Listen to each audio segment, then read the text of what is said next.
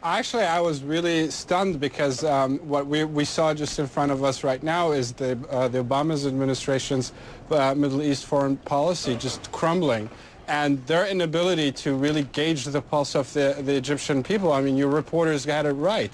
You saw what the man said in the report: Mubarak, go to hell.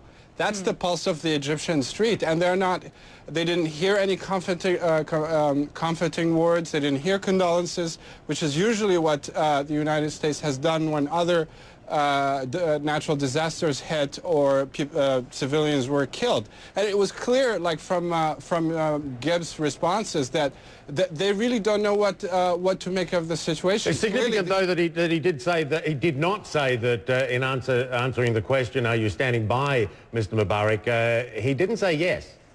Well, don't forget the declarations from Secretary Clinton and Vice President Biden. I know that everyone is going to dismiss Vice President Biden as, Biden-esque expressions, but they came yesterday at a critical moment of the progress of the events on the ground, and they sounded like an endorsement to the Mubarak regime. But remember, the most important thing here, and as I was listening to the presser at the White House, I was reading over my Twitter feed, and the response from the people online, the Egyptians and the world community, is a sense of outrage. What really changed from the first day, which was the polite tone, and I think that's the biggest hole in Gibbs' performance so far, is that the police is shooting to kill civilians. And that equivalency does not hold between violence coming from the government, who are the ones who are shooting and aiming to kill, and the protesters, who all they want is their voice to be heard,